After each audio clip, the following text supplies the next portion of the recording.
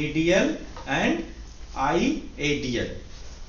ADL is activities of daily living and IDL is instrumental activity of daily living. So these are two tools what we use in physiotherapy for assessment. So first we will start with the ADL. ADL होता क्या है? तो ADL का जैसे हमने पहले ही बताया आपको कि ADL means activities of daily living. तो क्या बोलते हैं इसको?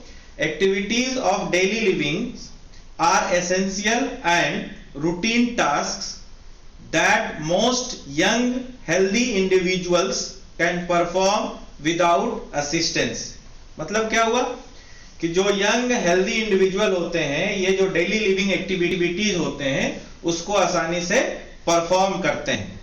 The inability to accomplish essential activities of daily living may lead to unsafe conditions and poor quality of life. मतलब जो रोज की एक्टिविटी होती है जैसे कि हम लोग टॉयलेटिंग करते हैं, ब्रशिंग करते हैं, ग्रूमिंग करते हैं, इन सब में अगर कोई दिक्कत आने लगी तो इससे क्या होता है, जो क्वालिटी ऑफ लाइफ हो जाता है वो पुअर हो जाता है, क्योंकि हमारा जो डिपेंडेंस है वो दूसरों पे बढ़ने लगता है. जैसे जैसे क्वालिटी जितनी ज्यादा पुअर होती जाएगी डिपेंडेंस उतना ज्यादा बढ़ता जाएगा. तो इसके लिए फिजियोथेरेपिस्ट का क्या रोल होता है? केवल फिजियोथेरेपिस्ट इसमें रोल नहीं प्ले करते हैं, इसमें पूरा हेल्थ केयर टीम जो है वो रोल प्ले करता है एज ए टीम मेंबर. तो the health care team should be aware of the importance of assessing ADL in patients to help ensure that patient who require assistance and are identified. मतलब ये बोल रहा है कि जो हेल्थ केयर टीम होता है उसको चाहे हॉस्पिटल सेटअप हो या कोई नर्सिंग स्टेशंस में कोई सेटअप हो तो उन सेटअप्स में क्या करना पड़ता है, उनको आइडेंटिफाई करना पड़ता है. आइडेंटिफाई करना चाहिए कि इनका जो ADL लेवल्स है, जो डेली लिविंग एक्टिविटीज है, वो कोई नीचे वो तो नहीं हो रहा है, कोई नीचे की ओर तो शिफ्ट नहीं हो रहा है, कोई उसका जो स्कोर है उसका डाउन तो नहीं हो रहा है. तो उसको डाउन करने, उसको क्या करते हैं, फिर उसको इंप्रूव करने के लिए अलग अलग एक्सरसाइजेज हम लोग प्रेस्क्राइब करते हैं. तो अब हम स्लाइड स्टार्ट करते हैं, कैसे इसको बोला जाता है, डिफाइन कैसे करते हैं. तो these are the activities of daily living are a series of basic activities performed by individual on a daily basis necessary for independent living at home or in the communities. The term activities of daily living was first coined by Sidney Karch in 1950. ADL is used as indicator of a person's functional status. The inability to perform ADLs result in dependence of other individual or mechanical devices. ये हम पहले ही बताए कि अगर किसी भी individual का अगर कोई एबिलिटी जो है वो अगर डाउन होता है तो उसको क्या करना पड़ता है, दूसरे पर्सन पे डिपेंडेंट होना पड़ता है या उसको कोई मैकेनिकल डिवाइसेस चाहिए. जैसे अगर किसी का पैरालिसिस हो जाए, किसी तरह की डिसेबिलिटी हो जाए तो उसको हम लोग व्हील चेयर देते हैं. अगर टॉयलेट के लिए जाना है तो उसको क्या करना पड़ता है, हम लोग को असिस्टेंस देना पड़ता है. The inability to accomplish essential activities of daily living may lead to unsafe conditions and poor quality of life. ये भी आपको पहले बता चुके हैं. ये एक दो स्टडी है जो कि हमने इसमें रेफर किया है कि किस एज में पेशेंट की चांसेस होता है कि उसका जो क्वालिटी ऑफ लाइफ है कितना ज्यादा पुअर होने के चांसेस होते हैं. इन 2011 in United states National Health Interview Survey determined that 20.7% of adults aged 85 or older, 7% of those aged 75 to 84%, and 3.4% of those aged 65 to 74 need help with ADLs. क्या बोल रहा है कि अगर पेशेंट, ये स्टडी क्या दिखा रहा है कि जैसे जैसे पेशेंट का एज जो है वो बढ़ता जा रहा है औसे औसे उसका क्या हो रहा है, उसी तरीके से उसका क्या हो रहा है, जो क्वालिटी ऑफ लाइफ है वो पुअर होता जा रहा है और उसकी डिपेंडेंसी दूसरे लोगों पे बढ़ती जा रही है। दूसरी स्टडी जो है इसको क्या बोलते हैं, रॉटरडम स्टडी बोलते हैं। ये क्या है, incidence and risk factors of disability in the elderly. A study from the Netherlands conducted between 1990 and 1999 examined 1129 persons 55 years and older who were ADL disability free at baseline। baseline क्या बोलते हैं, जब जो नॉर्मल फंक्शनिंग होती है, जैसे grooming हो गया, टॉयलेटिंग हो गया, तो ये सबको बेस लाइन डिसेबिलिटी स्केल में गिना जाता है। आगे इसका डिटेल आएगा सारा। बेस लाइन का क्या होता है, इंस्ट्रूमेंटल का। ये यही बेसिकली डिफरेंस होता है एडीएल्स और आईडीएल्स में, जो कि आगे हम लोग देखेंगे। At 6 year follow up 26.7% showed ADL disability. The incidence of ADL disability was higher in women, that is around 33.2% than in men, that is 19.7%. Women had also a higher proportion of severe disability.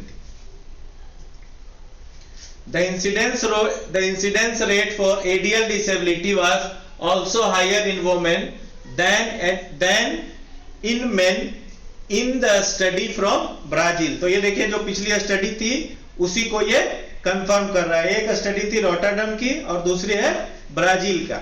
इसमें क्या इन्होंने क्या किया, दे examine 60 years, मतलब 60 years as के person को examine किया, and older who has no difficulties in ADL at the baseline in 2000, and again after follow up of 6 years later the incidence for women were 42.4% out of 1000 persons year, and for men it was 17.5% in per 1000 persons year।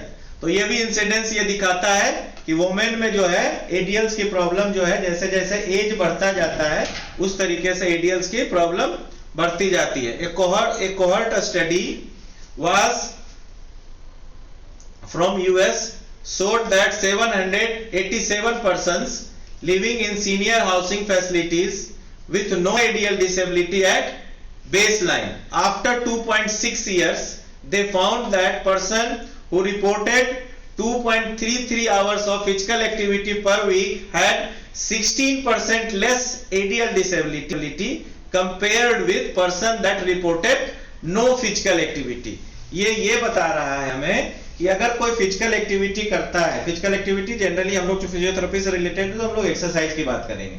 अगर कोई रोज regular exercise करता है तो उसमें chances of disability जो होती है वो रिड्यूस कर जाती है। अगर आप एक्सरसाइज नहीं कर रहे हैं तो चांसेस ऑफ डिसेबिलिटी बढ़ेगा, तो एडीएल डिसेबिलिटी उसकी बढ़ेगी। अब टाइप्स ऑफ एडीएल,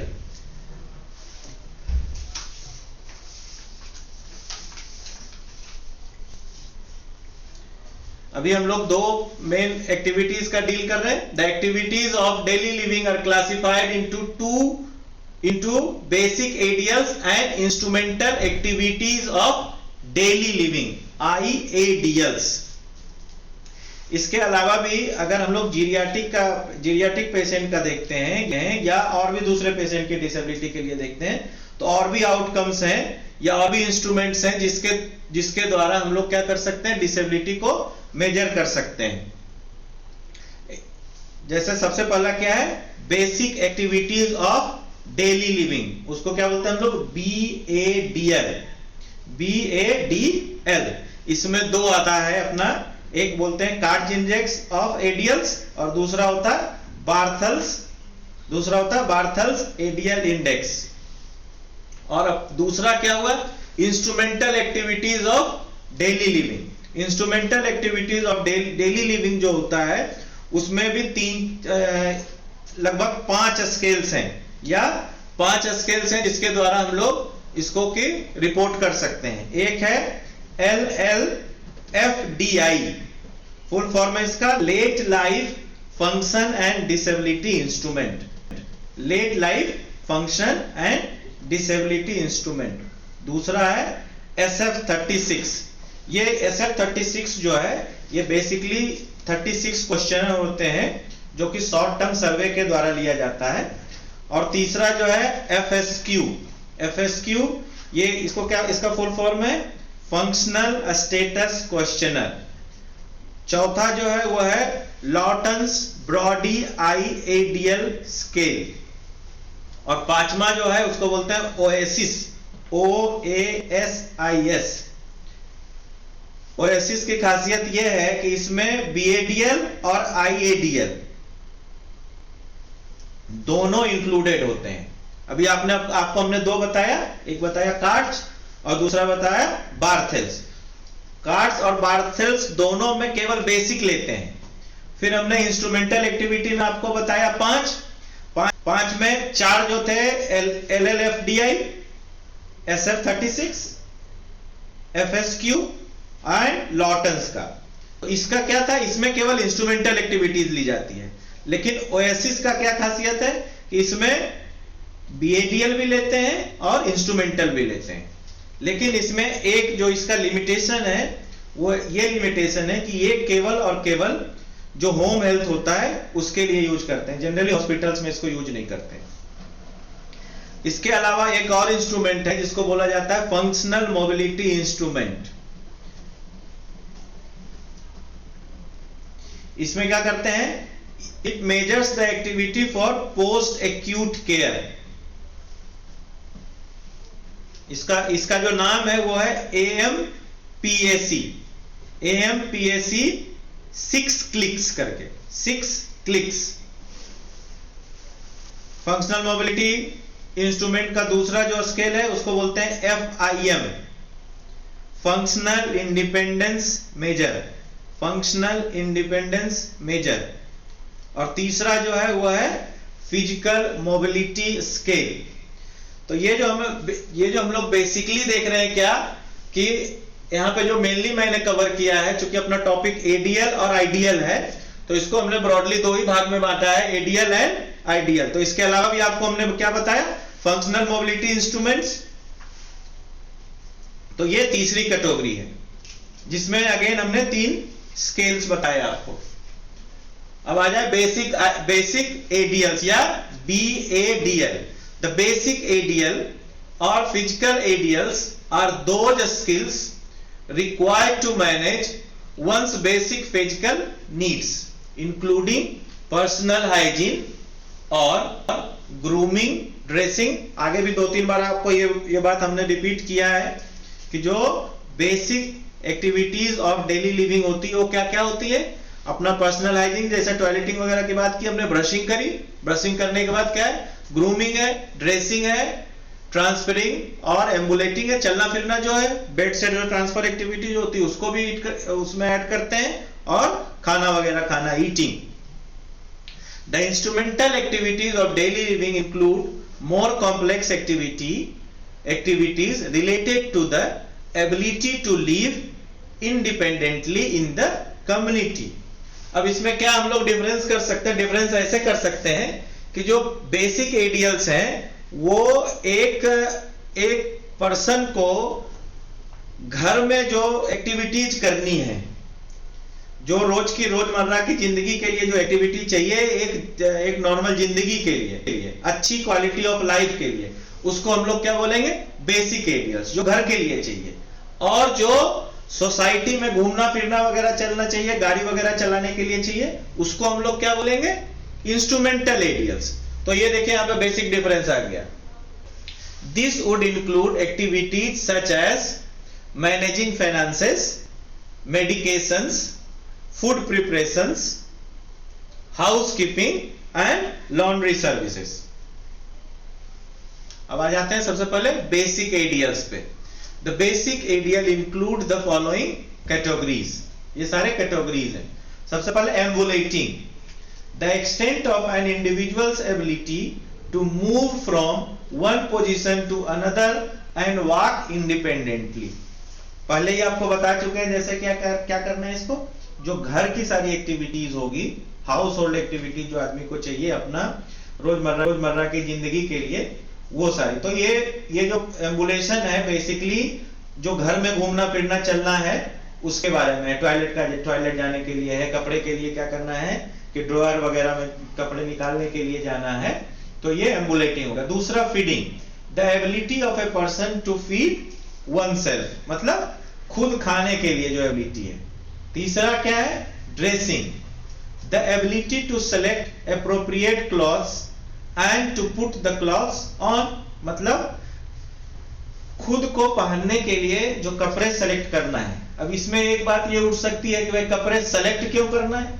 बहुत सारे ऐसे डिजीज होते हैं जिसमें आदमी जो है वो पहचान ही नहीं पाता कि क्या कलर है ना, कौन से कपड़े हमको पहनने हैं, तो उसके कारण ये लिखा हुआ। तो कपड़े सेलेक्ट भी करना चाहिए और उसके बाद उसको पहनना भी चाहिए। बहुत सारे डिजीज ऐसे होते हैं जिसमें कपड़े तो आदमी सेलेक्ट तो कर लेता है कि ये हमको पहनना है, लेकिन डिसेबिलिटी के कारण क्या होता है, उसको पहन नहीं पाता है, इसलिए ये दोनों को जोड़ा गया है। उसके बाद क्या है, पर्सनल हाइजीन। पर्सनल हाइजीन में the ability to take bath, groom oneself and maintain dental hygiene, nail and hair care. उसके बाद कॉन्टिनेंस। कॉन्टिनेंस में क्या है, the ability to control bladder and bowel function.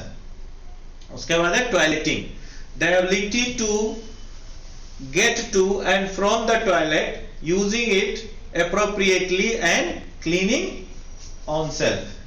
कभी कभी टॉयलेटिंग के लिए भी असिस्टेंस की जरूरत होती है, वो सब नहीं होना चाहिए। उसके बाद आ जाएंगे हम लोग कौन सा, दूसरा instrumental ADLs. Instrumental ADLs are those that require more complex thinking skills, more complex thinking skills including organizational skills। सबसे पहला इसमें क्या है, transportation and shopping. Ability to produce groceries, ability to procure groceries, मतलब जाकर के सामान वगैरह खरीदना। अटेंड इवेंट्स,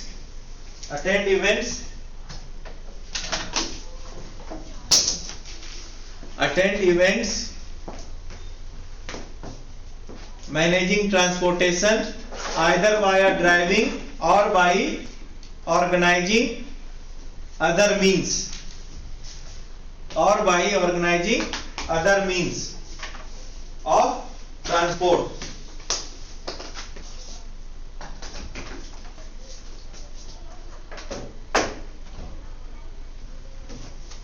उसके बाद क्या है, managing finances. This includes the ability to pay bills and managing financial assets, मतलब ये सब थिंकिंग रिलेटेड एक्टिविटी है। आदमी को सोचेगा समझने की शक्ति रहेगी तभी तो वो अपना क्या करेगा, बिल वगैरह सही से पे कर सकता है ना, और क्या कर सकता है, फाइनेंशियल एसेट को मैनेज भी कर सकता है, जैसे कहाँ इन्वेस्ट करना है, क्या करना है, ये सब सारी चीजें। Shopping and meal preparation, that is everything required to get a meal on the table. It also covers shopping for clothing and other items required for daily life.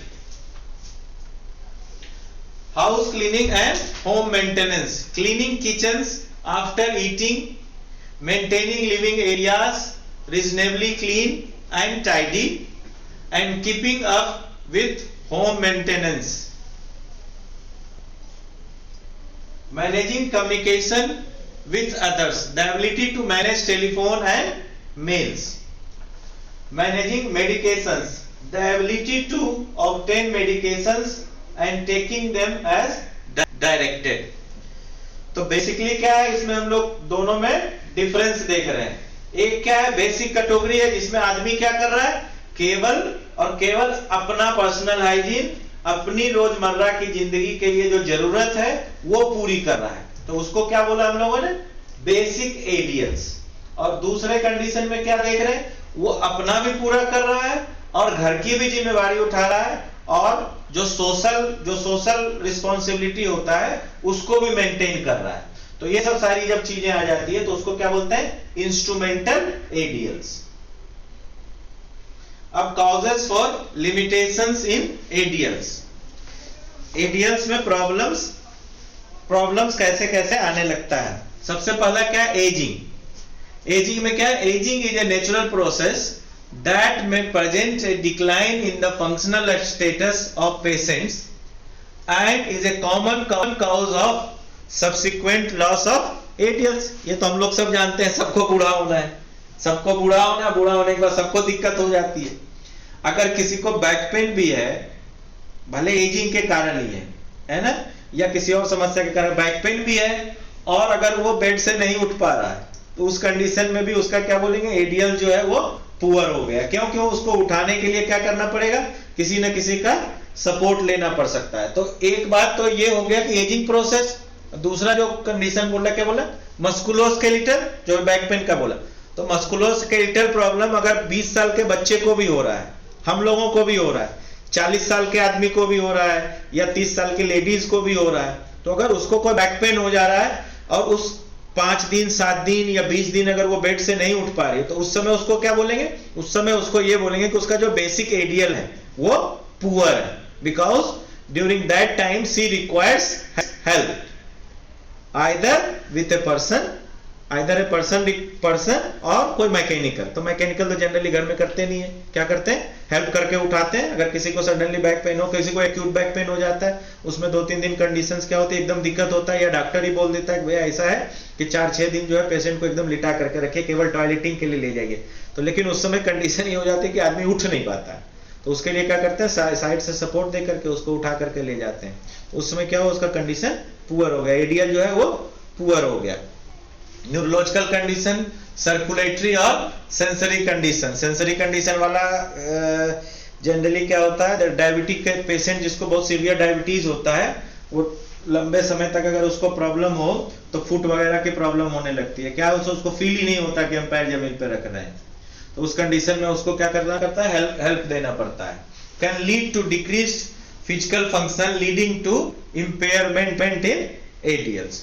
तो पहला क्या हो गया? एक नेचुरल एजिंग कंडीशंस हो गया, और दूसरा क्या कंडीशन होगा? ये सब सारे बीमारी के कारण. कौन कौन सी बीमारियां हो सकती है? मस्कुलोस्केलेटल, न्यूरोलॉजिकल, सर्कुलेटरी और सेंसरी, और कोई भी दूसरी तरीके की. एल्जाइमर्स भी हो सकता है ना. तो एल्जाइमर्स को हम लोग जनरली इसमें इसलिए नहीं लेते कि एल्जाइमर्स को हम लोग एजिंग से ही जोड़ देते हैं.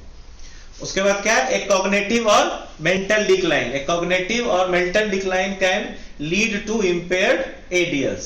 Severe cognitive fluctuations in dementia patients have a significant association with impaired engagement in activities of daily living that negatively affect the quality of life. Dementia का दोनों रीजन होता है. डिमेंशिया कुछ डिजीज से भी जुड़ी होती है, और डिमेंशिया क्या है? एज से भी जुड़ा होता है. और क्या होता है, जनरली हम लोग क्या बोलते हैं कि अगर 70 ईयर से ऊपर का कोई आदमी है ना, या कोई इंडिविजुअल है, तो जनरली क्या होता है, उसका ब्रेन एट्रोफी में चला जाता है. ब्रेन छोटा होना ही होना है. ब्रेन एट्रोफी होती है, तो उस कंडीशन में भी वो डिमेंसिक होने लगता है. तो ये आपका जो डिमेंशिया है वो ऊपर वाले कंडीशन एजिंग से भी जुड़ा हुआ है और न्यूरोलॉजिकल प्रॉब्लम से भी जुड़ा है. बहुत सारे न्यूरोलॉजिकल केसेस ऐसे होते हैं जिसमें पेशेंट जो है वो डिमेंसिक हो जाता है. उसके बाद social isolation can lead to impairment in instrumental activities of daily living. Next factor, other factors such as, ये भी इंपॉर्टेंट फैक्टर है. Other factors such as side effects of medications, social isolation और the patient's home environment can influence the ability to perform ADLs. Hospitalization and acute illness have also been associated with a decline in ADLs. इसमें physiotherapist का बहुत role है. Hospitalisation में क्या करते हैं हम लोग, पेशेंट अगर सही भी रहते हैं तो जनरली लोग क्या बोलते हैं कि पेशेंट ठीक तो है, अच्छा तो है, उसको क्यों फिजियोथेरेपी करा रहे हैं, क्या जरूरत है. तो उस समय सबसे बड़ा रोल फिजियोथेरेपिस्ट का है. ये जो पॉइंट है ना, हॉस्पिटलाइजेशन एंड एक्यूट इलनेस, क्या है, आदमी 5 दिन 6 दिन 7 दिन अगर हॉस्पिटलाइज है, तो उस कंडीशन में क्या होता है, उसका मसल पावर पुअर होने लगता है, सारी चीजें डाउन होने लगती है, फिर उसको आ करके घर में रिहेबिलिटेशन की जरूरत है. तो बेटर ये है कि उसको हम पहले से ही सारी एक्सरसाइजेज करा करके रखें, तो उसका जो क्वालिटी ऑफ लाइफ है वो डाउन ना हो या पुअर ना हो. अगला आ जाओ, measurements of ADLs. The most frequently used checklists are the Cart's Index of Independence in activities of daily living and the Lawton's instrumental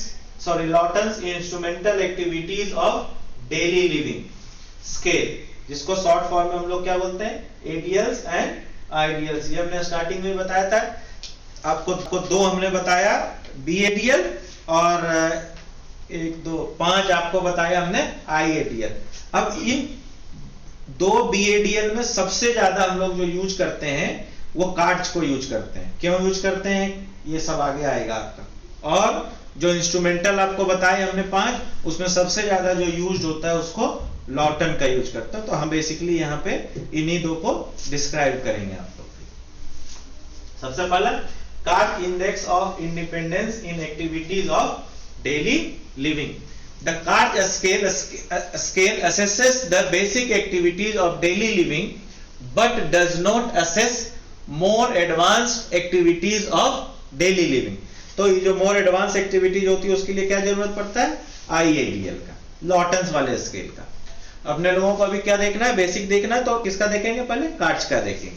The Cart's ADL scale is sensitive to changes in declining health status, but its limitations include the limited in its ability to measure small elements of change seen in the rehabilitation of older adults। जो small changes होते हैं वो तुरंत, थोड़ा सा भी change हुआ तो एकदम उतना सेंसिटिव नहीं होता कि तुरंत बता दे। थोड़े दिन के बाद जैसे कोई एक्टिविटी अगर डाउन होने लगी 5 दिन 7 दिन या 15 दिन के बाद, तभी ये, चूंकि आपको उसको पूछना है क्वेश्चनर, तो ये उसका बहुत बड़ा लिमिटेशन है कि डेली जो माइनर चेंजेज होते हैं रोज के रोज वो नहीं बता सकता। जब एक बार चेंज दिखने लगता है तब आप उसको असेस कर सकते हो या पेशेंट आपको बताता है। However, it is very useful in creating a common language about patient's function for healthcare providers involved in overall care and discharge planning। Discharge planning के लिए बहुत इंपॉर्टेंट है अगर कोई पेशेंट हॉस्पिटलाइज्ड है तो, और पेशेंट के ओवरऑल केयर के लिए भी ये बहुत इंपॉर्टेंट है। तो cart index of independence in activities of daily living, इसमें ये सारे पॉइंट्स हैं। टोटल स्कोर जो होता है वो कितना होता है, 6 होता है, और जो सबसे लो होता है वो क्या होता है, 0 होता है। तो 6 का मतलब ये हो गया कि हाई पेशेंट इंडिपेंडेंट है, अगर स्कोर उसका 6 है तो पेशेंट टोटली इंडिपेंडेंट है, अगर उसका स्कोर 0 है तो पेशेंट क्या है, बहुत ज्यादा डिपेंडेंट है। ये सारे इसके पॉइंट्स हैं। जैसे हम लोगों ने स्टार्टिंग में किया कि जो बेसिक एडियल्स होते हैं वो क्या क्या होते हैं, बाथिंग होता है, ड्रेसिंग होता है, टॉयलेटिंग होता है, ट्रांसफरिंग होता है, कॉन्टिनेंस होता है और फीडिंग होता है। इसके ये पॉइंट के चार्ट हैं, ये हम लोग चेक करेंगे। क्या बोलता है इंडिपेंडेंस में, क्या बोल रहा है, नो सुपरविजन, डायरेक्शन और पर्सनल असिस्टेंस, कुछ भी नहीं चाहिए। पेशेंट खुद उठेगा, खुद बाथरूम जाएगा, खुद टॉयलेट करेगा, खुद नहाएगा, खुद कपड़ा सेलेक्ट करेगा, खुद पहन कर करके और आ करके अपना बैठ के टीवी देखना है या खाना भी खाना है उसको, वो सब करना है, टीवी भी खुद ही ऑन करना है, उसमें कोई इंडिपेंडेंस नहीं चाहिए, तो उसको क्या देंगे, 1 पॉइंट देंगे। और अगर क्या चाहिए, सुपरविजन भी चाहिए, तो उसका पॉइंट सीधे 0 हो जाएगा। तो 2 ये स्केल है, 1 और 0।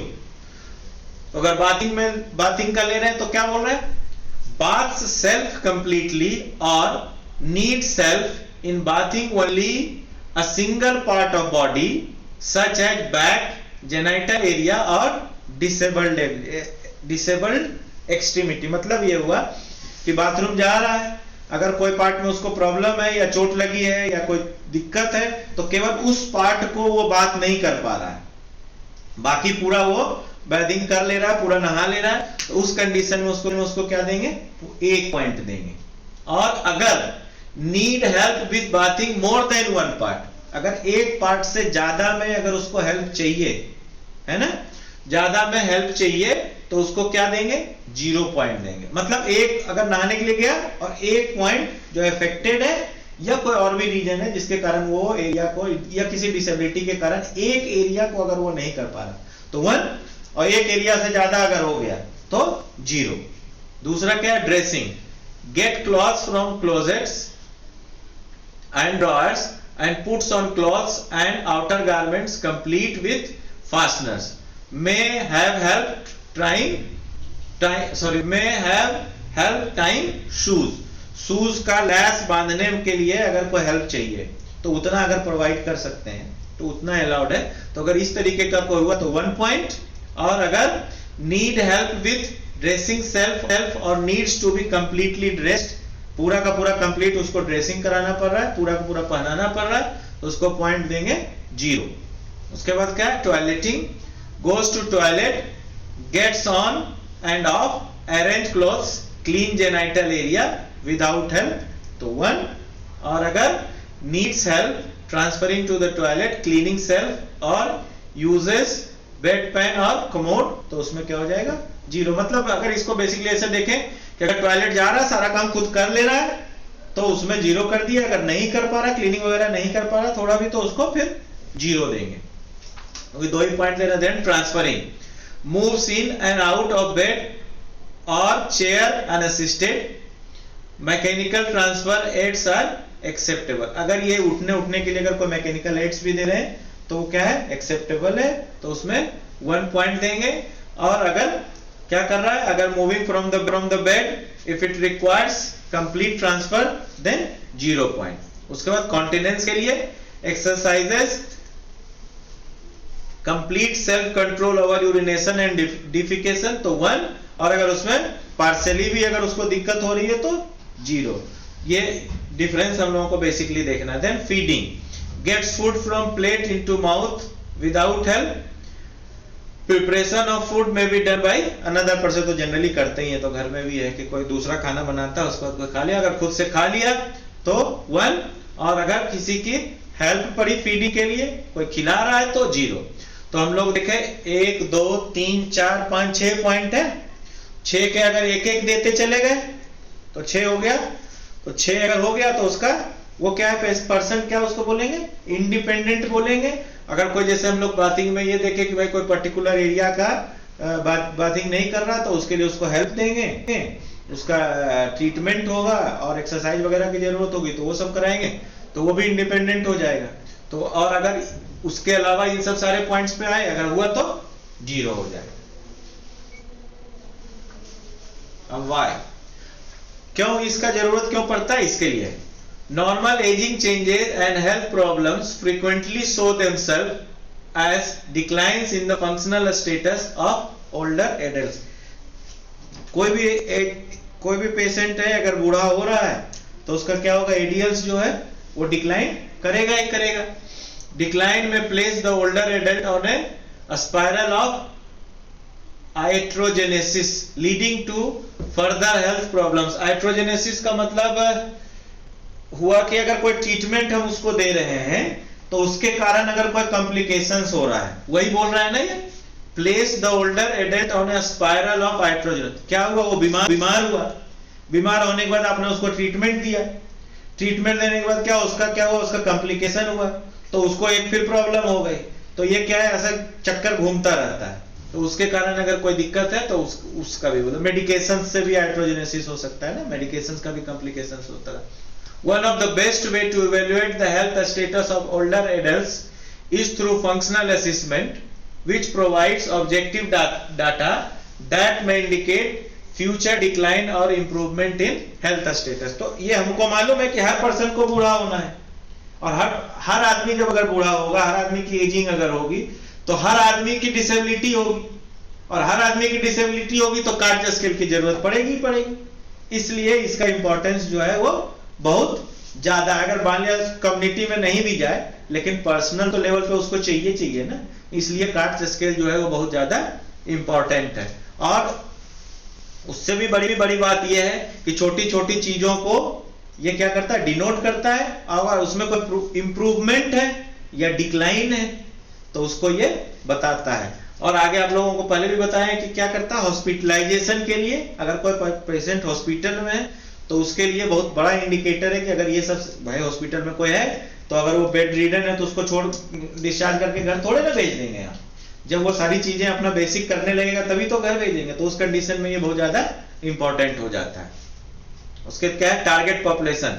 The instrument is most effectively used among older adults in a variety of care setting when baseline measurements taken when the client is well are compared to periodic or subsequent measures. जो client सही भी है तो उसको क्या करते हैं, एक पर्टिकुलर पीरियड के बाद या कोई एक दिन डिसाइड कर लेते हैं, कोई 20 दिन 25 दिन या एक महीने में उसका चेकअप हम करते रहेंगे. The CART index of independence in activities of daily living, commonly referred as CART ADL, is the most appropriate instrument to assess functional status as a measurement of the client's ability to perform activities of daily living independently.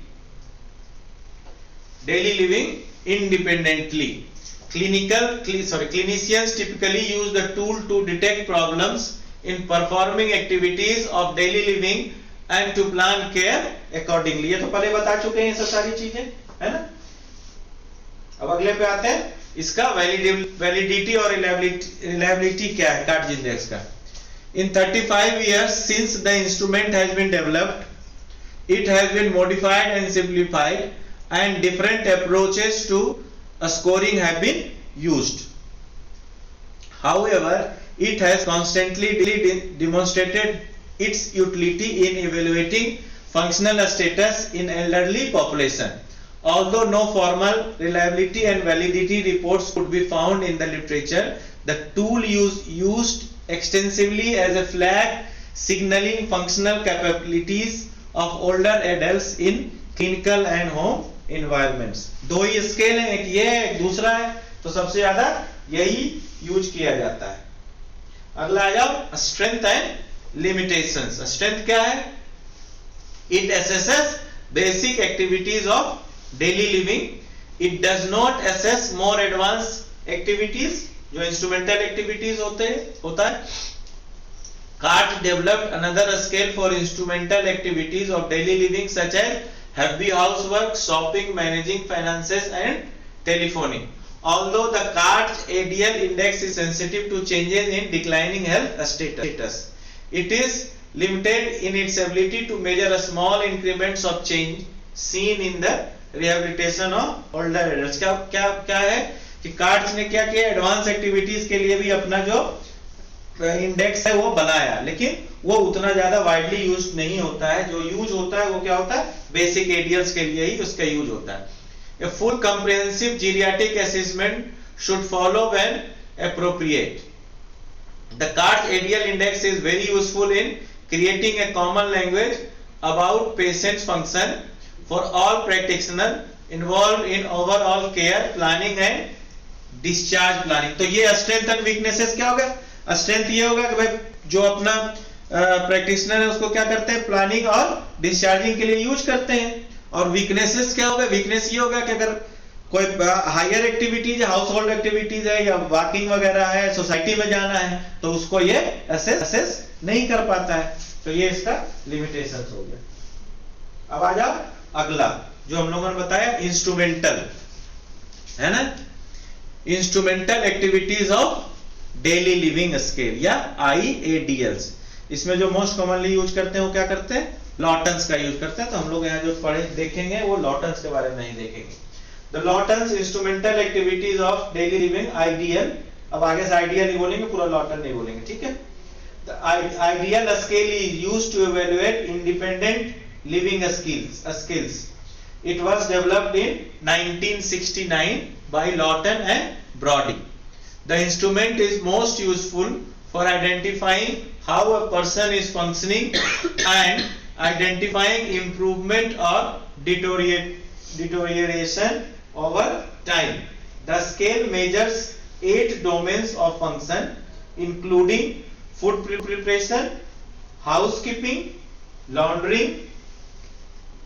Individuals are scored according to their highest level of functioning in that category. A summary of a score ranges from 0 to 8. उसमें क्या देख रहे थे हम लोग, 0 to 6 देख रहे थे ना. CART वाले में 0 to 6 देख रहे थे, इसमें क्या देखेंगे, 0 to 8 देखेंगे. The scale is easy to administer. The limitation of this scale are that it is a self-administered test rather than the actual demonstration of the functional task. है ना, ये आदमी के डिमोन्स्ट्रेशन कराते नहीं है, आदमी को बैठा के पूछ लेते हैं कि भाई ये सब सारी चीजें कर रहे हो कि नहीं कर रहे हो, तो वो अगर एग्री कर देता है कि हाँ ठीक है हम ये कर रहे हैं, तो उसको हम लोगों को मानना पड़ता है, डिमोन्स्ट्रेशन नहीं कराते, ये इसकी प्रॉब्लम है. This may lead either to overestimation, अगर उसने बोल दिया तो हम लोगों ने मान लिया कि हाँ भाई ठीक है कर रहा होगा, अगर ये कर रहा होगा तो हो सकता है ये भी कर रहा हो, उसमें क्या हो जाता है, ओवर एस्टिमेशन हो जाता है. और underestimation of the ability to perform the activity, underestimation generally क्या है, ये ह्यूमन साइकोलॉजी है, उसने बोला ये नहीं कर पा रहे हैं, तो आदमी क्या सोच रहा है, ये नहीं कर पा रहा तो वो भी नहीं कर पा रहा, तो मतलब एक चांसेस है, ये इसका लिमिटेशन है कि ओवर एस्टिमेशन भी हो सकता है और अंडर एस्टिमेशन भी हो सकता है. ये सब सारी एक्टिविटीज है, ये सब सारी क्या है, एक्टिविटीज है जो कि हम मॉनिटर करते हैं या नोट करते हैं. इसमें जो ग्रेडिंग करते हैं वो कांच की तरीके के नहीं है कि 0 दे दिया और सीधा 1 दे दिया. इसमें क्वेश्चनर है, देखो एबिलिटी टू टेलीफोन में क्या है, 4 क्वेश्चन है. क्या है, operates telephone on own initiative, looks up and dials number, खुद देखता है, खुद सारी चीजें कर लेता है, तो क्या देते हैं, 1 दे देंगे. अगर फ्यू नंबर्स नॉन नंबर्स भी डायल करता तो भी 1 दे रहे हैं. उसमें क्या करते थे, 1 देते तो सीधा 0 दे देते थे. उसके बाद क्या है, अगर डायलिंग नहीं कर पा रहा है लेकिन आंसर कर दे रहा है तो भी 1 देते हैं. अगर पूरा का पूरा टेलीफोन यूज ही नहीं कर पा रहा है, ना डायल कर पा रहा है ना, ना नॉन नंबर डायल कर पा रहा है, ना उठा पा रहा है, तो उस कंडीशन में क्या देते हैं, 0 देते हैं.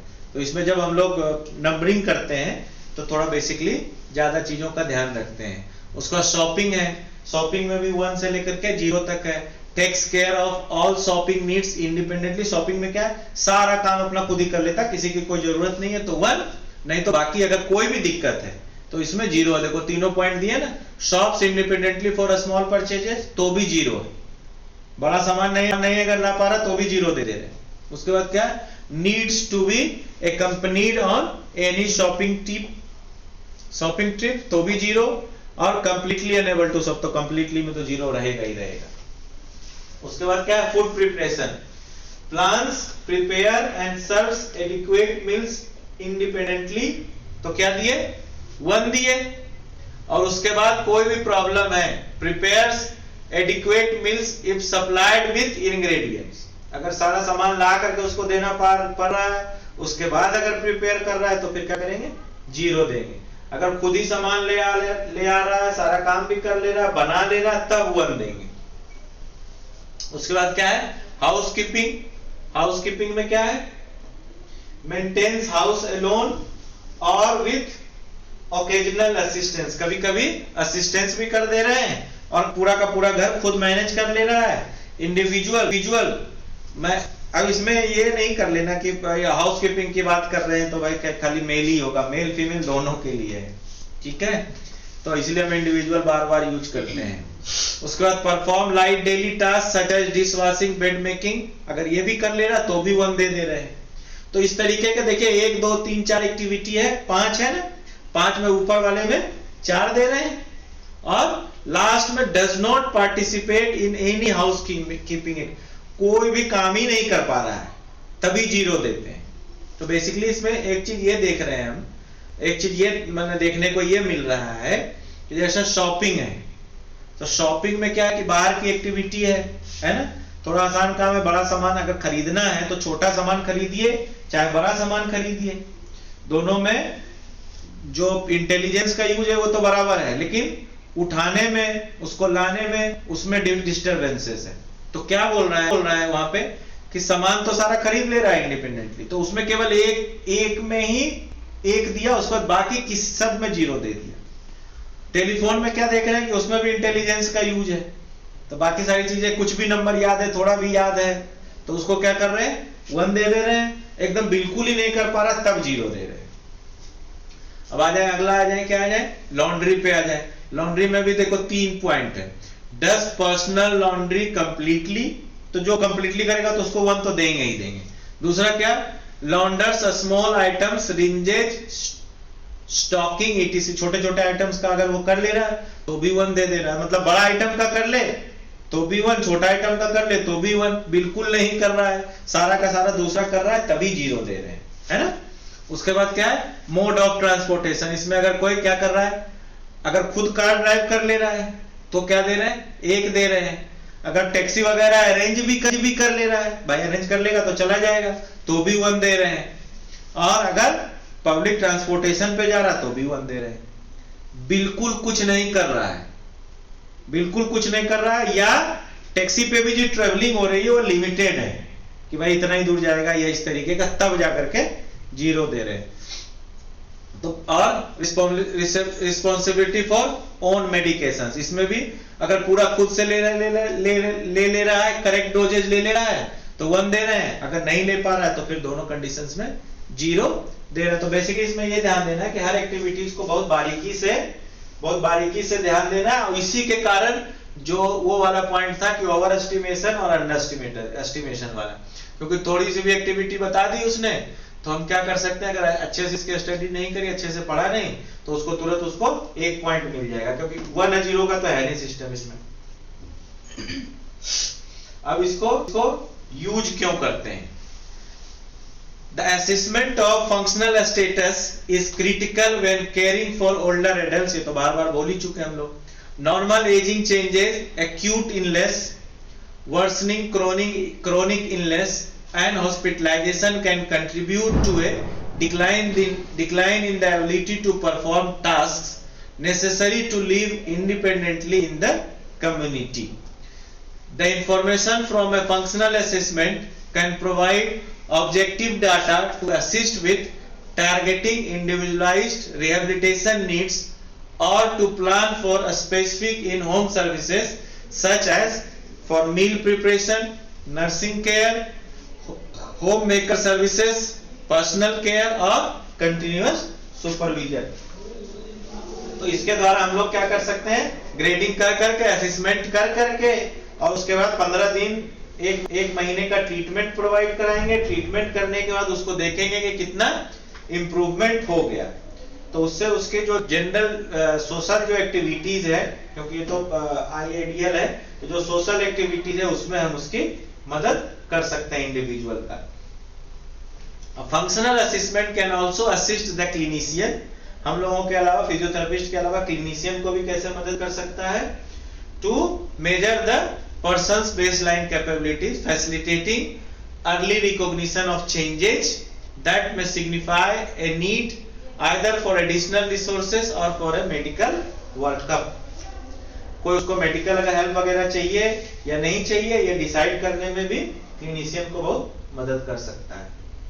टारगेट पॉपुलेशन कौन हो सकता है इसमें, टारगेट पॉपुलेशन क्या हो सकता है, ओल्डर एडल्ट तो होते ही है, वो तो BADL में भी होंगे और IDL में भी होंगे, and can be used in the community or hospital settings। जो the instrument is not useful for institutionalized older adults, है ना। It can be used as a baseline assessment tool and to compare baseline function to periodic assessment। The ideal is an appropriate assessment instrument to assess independent living skill। These skills are considered more complex than basic activities of daily living as measured by Carge index। ये सब importance वगैरह तो बता ही दिए हैं कि क्या होता है, फंक्शनल असेसमेंट करता है, लॉन्ड्रिंग वगैरह सब बता ही दिए हैं। और 8 एरियाज होते हैं, वो पीछे के स्लाइड में आपको दिखाया है हमने, 8 एरिया 1 2 3 4 5 6 7 8 एरियाज का करते हैं, उसके बाद उसको मार्किंग करते हैं। वैलिडिटी एंड रिलायबिलिटी इंपॉर्टेंट है ये। Few studies have been performed to test the ideal scale psychometric properties। The Lawton ideal scale was originally tested concurrently with physical maintenance scale, इसको बोलते हैं PSMS। ये भी एक स्केल है, दिखाते हैं इसका PSMS। ये जो PSMS है, ये भी जैसे अपना कार्ड्स का हम लोगों ने देखा ना BADL, उसी तरीके का ये PSMS भी है। तो ये PSMS जो है इट वाज डेवलप्ड बाय लॉटन, है ना, लेकिन इसका ज्यादा यूज नहीं होता है। तो लॉटन्स का ये दोनों स्केल में भी कंपैरिजन देखते हैं हम लोग। अगर आप बाद में बोलेंगे तो हम दिखा भी देंगे। रिलायबिलिटी वाज एस्टेब्लिश्ड, उसमें क्या था कि उसका हम लोगों ने कार्ड वाले में क्या देखा था कि रिलायबिलिटी जो है वो एस्टेब्लिश नहीं थी, है ना, केवल उसको हम ज्यादा से ज्यादा यूज कर रहे थे, इसलिए उसको यूज कर रहे हैं, है ना, इसीलिए तो कर रहे थे। और उसका क्या कर रहे थे, पेशेंट का इंप्रूवमेंट देखने के लिए यूज करते हैं। इसकी रिलायबिलिटी क्या है, एस्टेब्लिश्ड है।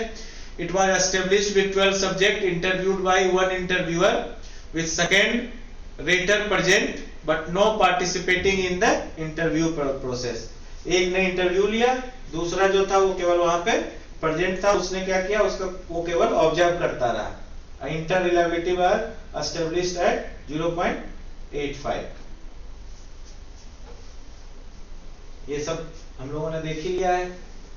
क्या क्या होते हैं क्वेश्चनर इसमें, ये देख लेंगे। तो वैलिडिटी का देख लेते हैं। The validity of Lawton IADL was tested by determining the correlation of the Lawton IADL with 4 scales that measure domain of functional status, the physical classification, 6-point rating of physical health, mental status questionnaire, 10-point test of orientation and memory, behavior and adjustment rating scale, 4 to 6-point measure of intellectual person behavior and social adjustment, and the PSMS बता ही दिया, उसमें 6 point होते हैं, अभी दिखा भी देंगे।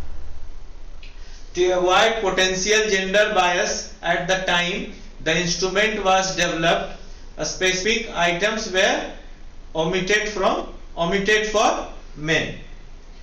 This assessment instrument is widely used in both research and clinical practice, क्योंकि ये इसकी जो वैलिडिटी है और रिलायबिलिटी जो है वो एस्टेब्लिश्ड है, इसलिए इसको ज्यादा यूज करते हैं। स्ट्रेंथ एंड लिमिटेशंस, स्ट्रेंथ बता ही दिया कि क्या करना है, इसमें सबके लिए यूज कर सकते हैं। It is easy to administer, आसानी से क्या कर सकते हैं, इसको एडमिनिस्टर कर सकते हैं। उसके बाद and provides self reported information about functional skills necessary to live in community. जितने भी कम्युनिटी रिलेटेड स्किल्स चाहिए उन सब के बारे में ज्यादा से ज्यादा ये कवर करता है, और टाइम जो लगता है वो बहुत कम लगता है, 10 से 15 मिनट में सारा चीज हो जाता है।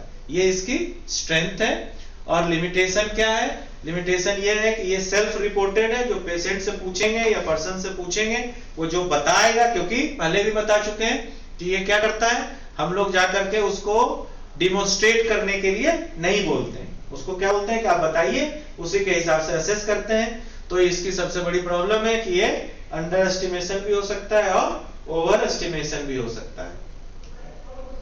क्लिनिकल सिग्निफिकेंस क्या है, अब ये दोनों के लिए होगा। Assessment of ADLs is an important aspect of routine patient assessment and assist health care providers in assessing the patient's status, plan and intervene appropriately.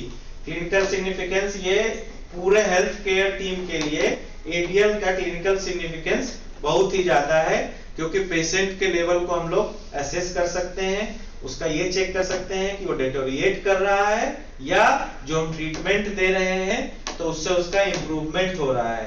अगर इंप्रूवमेंट नहीं हो रहा है तो उसके ट्रीटमेंट प्लान में चेंज की जरूरत है, जिससे कि उसका इंप्रूवमेंट हो।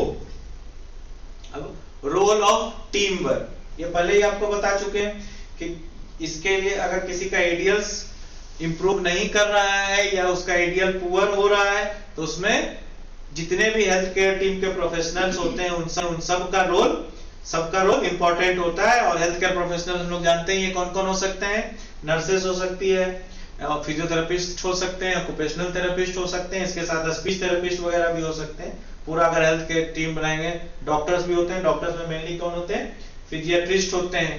हेल्थ केयर टीम आज के डेट में भी अगर ये बोला जाता है कि लीड कौन करेगा तो फिजियाट्रिस्ट ही लीड करते हैं, लेकिन आजकल सब जगह फिजियाट्रिस्ट मिलते नहीं है, तो उस कंडीशन में क्या हो रहा है कि जो लीड कर रहे हैं वो फिजियोथेरेपिस्ट ही लीड कर रहे हैं, है ना। अगर डॉक्टर ने देखा हॉस्पिटल में, उसके बाद अगर घर आ गए, पेशेंट घर आ गया, तो मेन लीडर जो है आजकल फिजियोथेरेपिस्ट ही हो रहा है। लेकिन एक्चुअल में जो WHO कहता है, WHO के अनुसार क्या बोलता है, जो टीम लीडर होता है वो फिजियाट्रिस्ट होता है। आजकल लोग फिजियाट्रिस्ट क्या होता है, MBBS करने के बाद ऑर्थोपेडिक्स में लोग करते हैं डिप्लोमा वगैरह, उसके बाद फिजियाट्रिस्ट भी करते हैं, अलग से कोर्स होता है उनका, जाके करना पड़ता है। तो लोग आजकल जनरली कर नहीं रहे, हो सकता है पैसे के चक्कर में, क्योंकि उसमें थोड़े पैसे कम है ऑर्थोपेडिक सर्जरी से, है ना।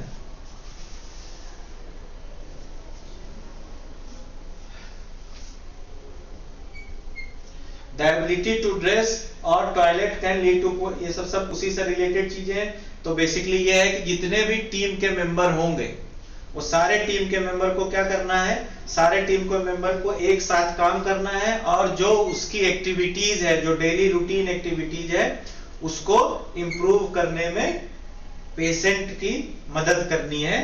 May be by using medications if required, तो उसमें डॉक्टर भी इन्वॉल्व होंगे, अदरवाइज एक्सरसाइजेज वगैरह देकर के। और अगर रिक्वायर्ड है तो ऑर्थोटिक्स, प्रोस्थेटिक्स भी उसको प्रेस्क्राइब कर सकते हैं, या कोई दूसरे तरीके का मैकेनिकल डिवाइसेस, जैसे आजकल अपना वो भी आ गया है, मोटराइज्ड व्हील चेयर वगैरह वगैरह भी आ गया, तो वो सब दे करके यूज कर सकते हैं। ये समरी है। ADLs are essential and routine tasks that most young healthy individual can perform without assistance. The inability to accomplish essential activities of daily living may lead to unsafe conditions and poor quality of life. दो basic चीजें हम लोग use कर रहे हैं, एक BADLs और दूसरा IADLs।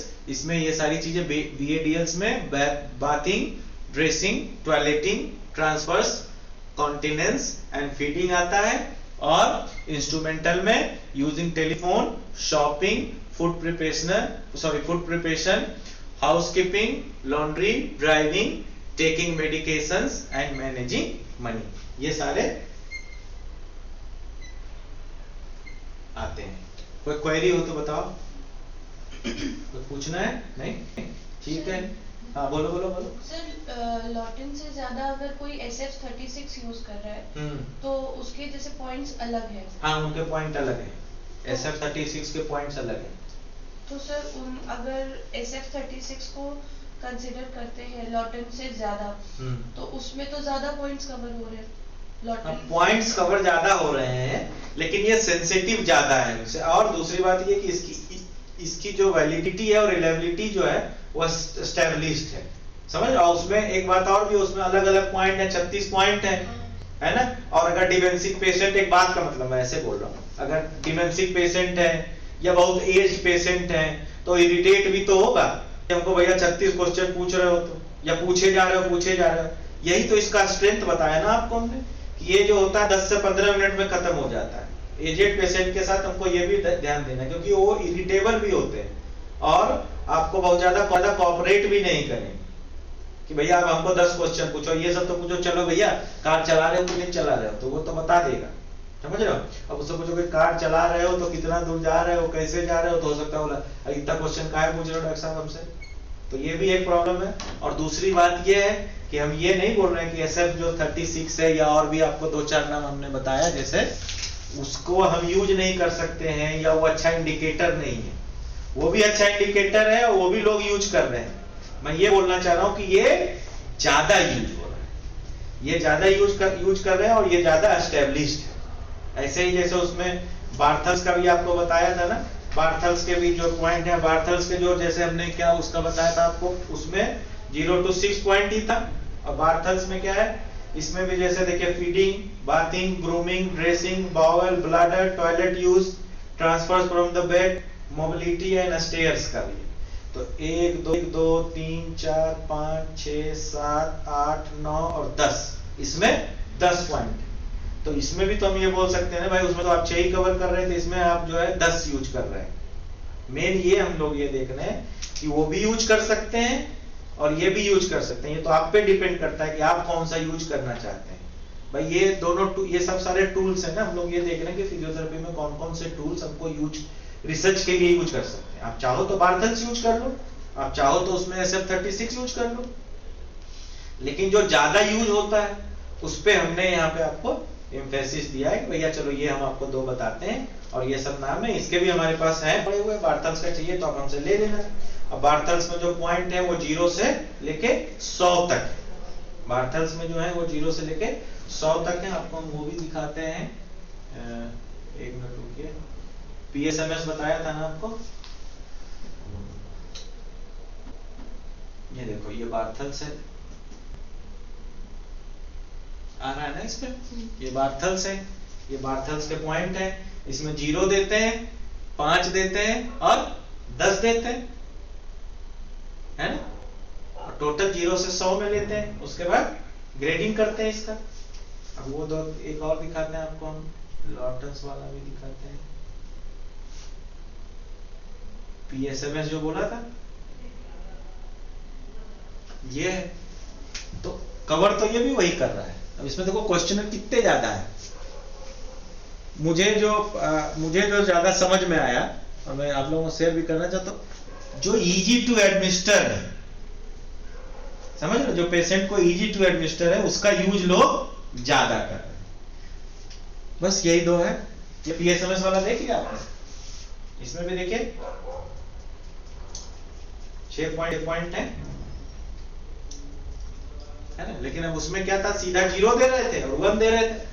अब इसमें इतने क्वेश्चन पूछने पड़ेंगे, 5 क्वेश्चन है तो 6 30-40 क्वेश्चन होगा कि नहीं, तो इसीलिए इसका कम यूज करते हैं। बनाने का तो बहुत सारे स्केल्स हैं, उसके अलावा भी बताया हमने आपको, ये फंक्शनल स्केल भी बताया ना, फंक्शनल मोबिलिटी इंस्ट्रूमेंट्स भी हैं।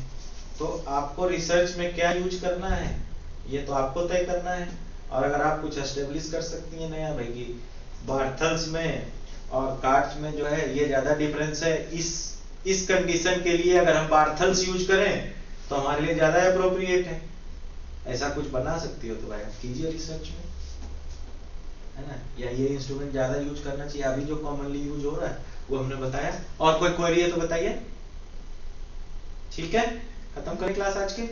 ठीक है, थैंक यू।